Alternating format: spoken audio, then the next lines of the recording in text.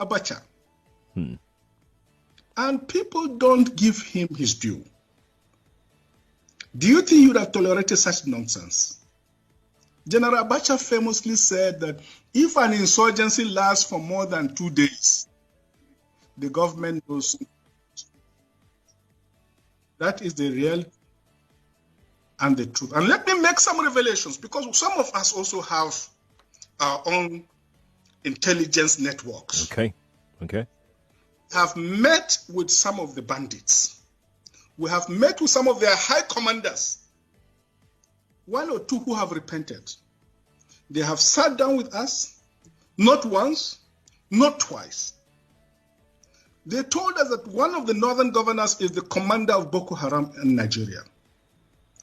Boko Haram and the bandits are one and the same thing. They have a sophisticated network. During this lockdown, their planes were moving up and down as though there was no lockdown. Moving ammunitions, moving logistics, moving money, and distributing them in different parts of the country. They're already in the south, in the rainforest of the south. They're everywhere. They told us that when they finish these rural killings, they will move to phase 2. The phase 2 is they will go into the urban cities, going from house to house, killing prominent people. I can tell you, this is the game plan. By 2022, they want to start a civil war in Nigeria.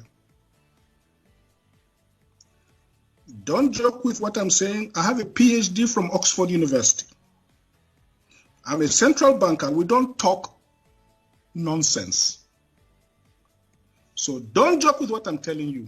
I have this from the highest possible authority, higher authorities of some of the commanders of the killers and Boko Haram. You said northern governors, past or present, Dr. Obadiah?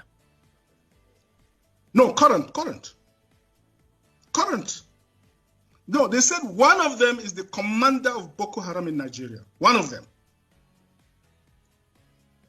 And they are not looking for money. They have more than enough money. In fact, he told me they just came back from one of the Middle East countries in private jet, full of ammunitions and dollars. Did they tell you, Dr. Obadiah, why they would want to cause civil war in 2022? Yes, so that they can continue in power. I'm not making this up. I am not joking about this. I love Nigeria. I don't like the shedding of innocent blood.